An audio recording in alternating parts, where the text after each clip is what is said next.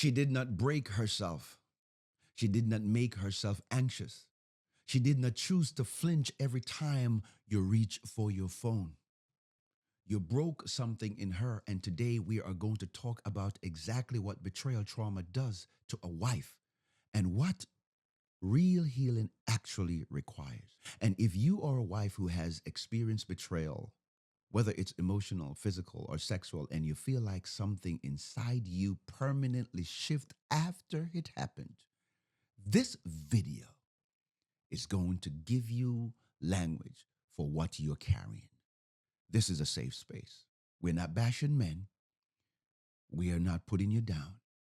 We just hold you accountable, and we hold wife accountable too, because I'm doing a video just like this one relating to what husband go through with betrayal trauma.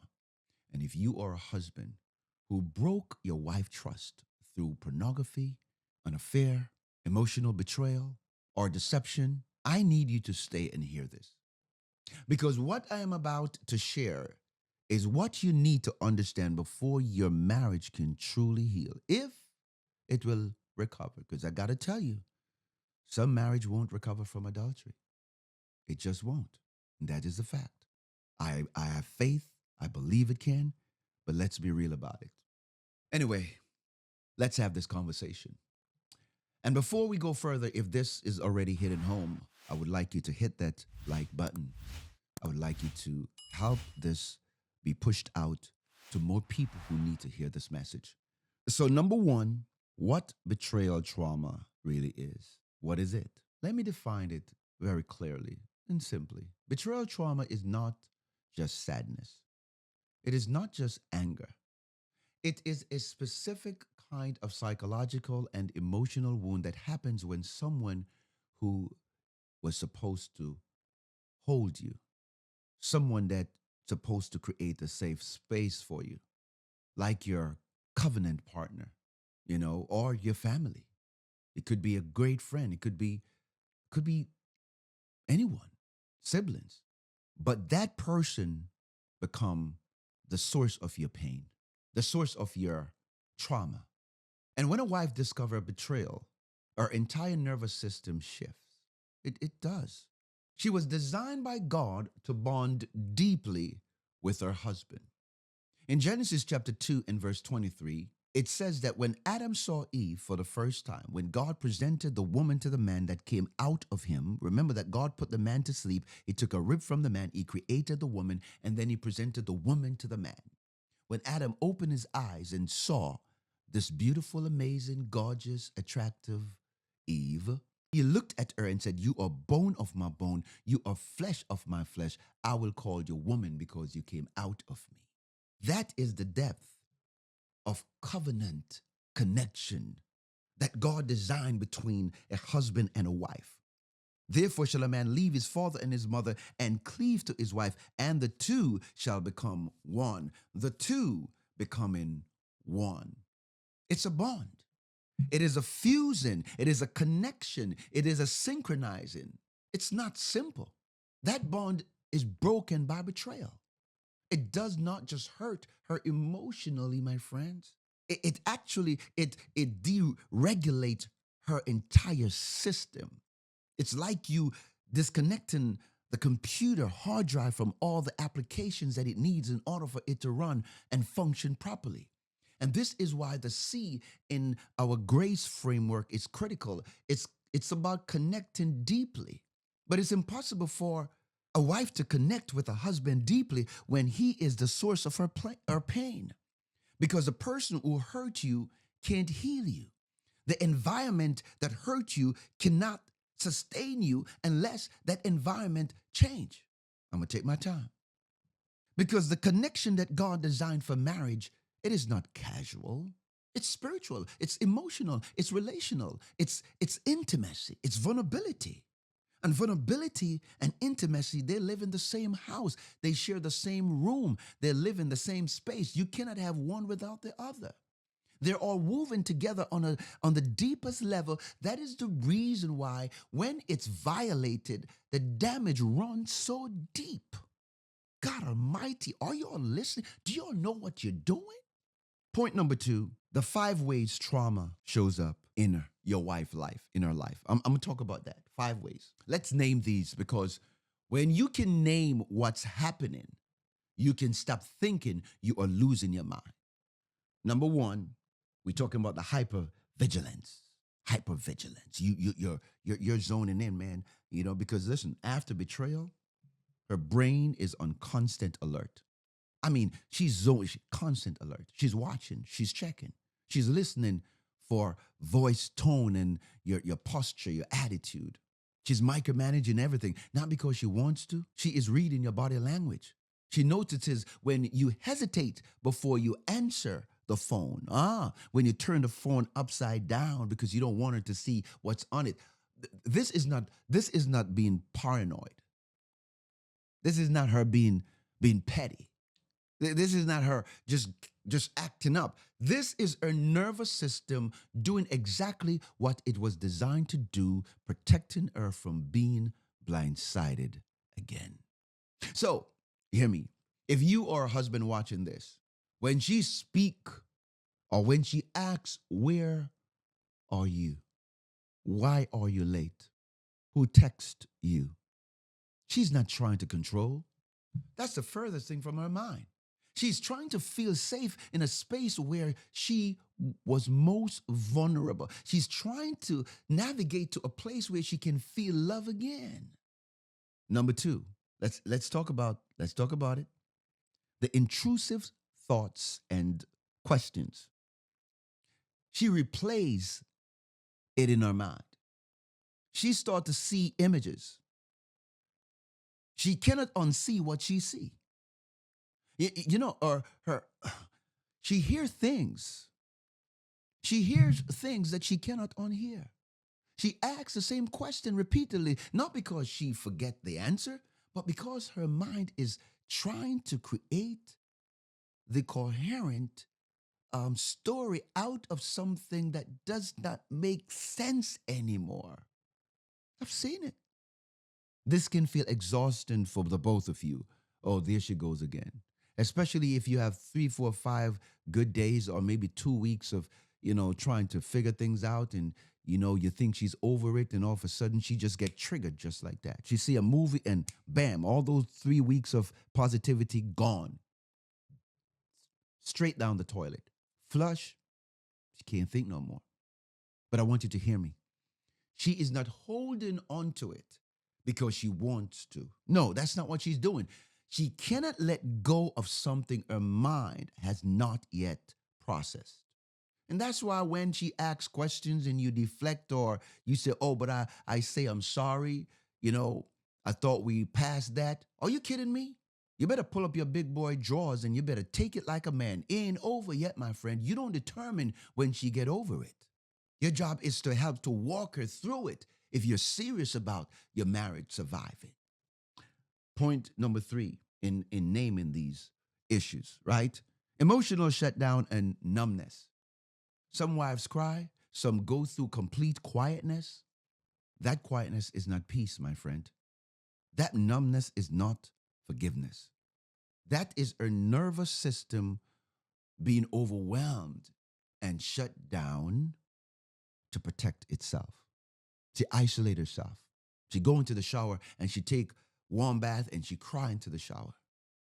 The kids think that mommy just in there having a nice long, therapeutic shower, but she's really crying because there's no place safer than just in there. Oh, Holy Spirit, you're helping me. You may have seen this in your home and thought, "Oh, well, she seems fine now." She's not fine. No, she's not. She has gone inward. She has gone within herself. And this is the reason why the R in the grace framework is so important. The R stands for renew yourself. Renewing yourself is not just for the husband, it's for you. It's for the wife that's hurting. The wife needs healing too. She needs space to process. She needs space to grieve. And she needs time to be renewed and spiritually and emotionally connected. You're not even the first part of her life right now. You're in the back burner. You're in the watermark. She's not focused about you. She's not focusing on you, and she shouldn't. Her health and her well-being come first. Hello? And I know the church will try to tell you to just pray your way through it. No, you need help. You need counseling. You need a therapist who is trained in understanding trauma in these deep inner core level. You need a clinician. I'm not a clinician. I'm a certified marriage counselor and coach. I have a bachelor degree in Christian counseling and education, but I'm not at that level where some of the deep-rooted psychological, mental anguish. I know the level of my skills. I'm not going to hurt somebody worse than they're already hurt. If that's not in my league, I'm not messing with it. But I understand it. I've coached a lot of couples through these type of situations, but everyone's situation is not the same. Based on my assessment and my evaluation, I know whether I'm capable of helping a person through this process or not. But they have to own the inner garden of their trauma and their scars and their pain. Number 4, loss of identity and self-worth. One of the most devastating effects of betrayal trauma is what it does to how your wife see herself. She begin to ask, was I not good enough? Was I not attractive enough? Was I not interesting enough? What did she have that I don't have? What does she have that I don't know, that I don't do? You see, the betrayal does not just wound the marriage. It wounds her sense of who she is as a woman. It wounds her femininity. It wounds her self-esteem. It wounds her self-image and all the different attributes and characteristics that she used to feel so good about. Erase. Gone. She don't believe it no more. She don't believe that you truly loved her. You see, she didn't just lose her self-confidence because she's weak. She lost self-confidence because one of the person who was supposed to protect her, who was supposed to reflect her worth and value, you told her through your action, she is not at that level. Your actions speak that, you know what, she is or she was replaceable. Or she is replaceable because that's what's in her mind right now. Like, you know what? Maybe he just finds somebody better than me. A lot of wives think that way. Not all, but a lot of them think that way. When we work with couples that go through adultery, these are some of the questions. These are some of the mindset. Number 5, spiritual crisis. You see, my friend, betrayal trauma, adultery does not just affect your marriage. Or it affects every fiber of your being. It affects everything. A matter of fact, if I may say this and say it with boldness, many wives experience a crisis of faith after betrayal. You know, she prayed. She honored God. She honored her vows. Yet the man she trusts still choose another path. Then she starts to question whether God is really hearing her. She may pull away from church, pull away from her community, especially if it happened in church and, you know, your spouse is still cutting up or carrying on, or your church leadership don't do anything, sweep it under the rug like a lot of them likes to do.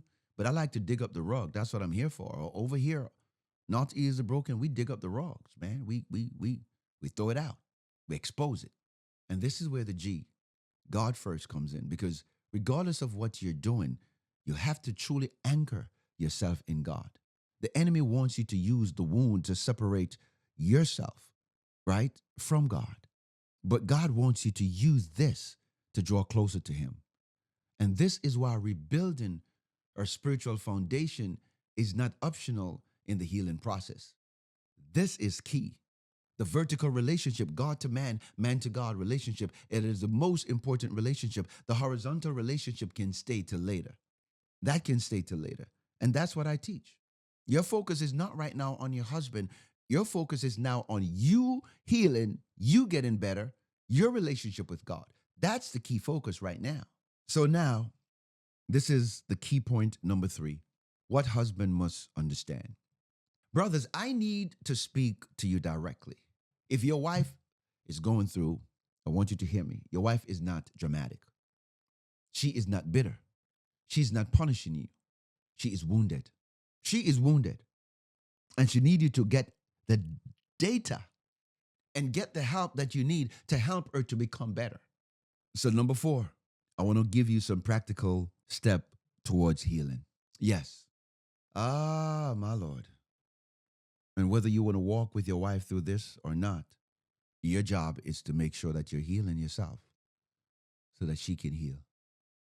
Number 1, name it and stop minimizing it. Betrayal trauma is real. Start calling it being sensitive. Stop saying get over it. You can't tell her to get over it. Name it. If you're the betrayed partner, name it. Acknowledge it. You hurt me. Tell him. You broke my heart. I'm damaged. You're supposed to protect me and you dropped me. But bring it before the Lord also, honestly. You can renew yourself. But a matter of fact, not can, you should. Because you come first, my friend. Don't put your spouse before you. Point number 2, seek God before you seek resolution. You need to seek God. And husband, you need to seek God too. Both of y'all need to seek God. Whether the marriage get through this or not, y'all need Jesus. Seek the face of the Lord. Get to know him. Let him lead you through the process. Because you cannot heal a spiritual wound with human strategy alone. I believe in therapy. I believe in therapists. I believe in clinicians. I believe in pastors, leaders. Listen, I am a coach. I am a counselor. I'm also an assistant pastor at a local church where my senior pastor is Reverend Lloyd V. Jr. But at the end of the day, listen, my job is to lead you back to the cross, lead you back to Calvary, lead you back to God. That's the assignment. The answer is not in me. The answer is in the one who created you. We are just instrument that God used to bring people back to him, where true healing and restoration take place. All right? And so, my friend, can I land this episode because I don't want to be too long. I think I've covered all the points that I want to cover here. You got to equip yourself. You got to get equipped. That's the E in the grace framework. You got to equip yourself. Educate and equip yourself for a better life and hopefully a better marriage. Got to know what caused this, what happened to you. Find out. Both of you got to find out. You got to move forward. You got to change the nature, and you got to change where you are. And so, my friend, that's what I want to share with you in this video. And if you're going through a hardship in your marriage and you want transformation, you want change, you want to see a better light, you need a better way. You have gone through many counselors and many therapists, and it seems like it's just not working. Maybe you need to try grace and see how it works for you. And if you'd like to learn more, you can click the link in the description and book a free consultation, and so that we can have a talk, we can have a conversation, and I can see exactly what is the best possible plan of action to guide you forward. Thank you so much for watching. Please like, please share, please subscribe. Check out this other video. It's going to bless you. I know it will. Can't wait to see you in the next one.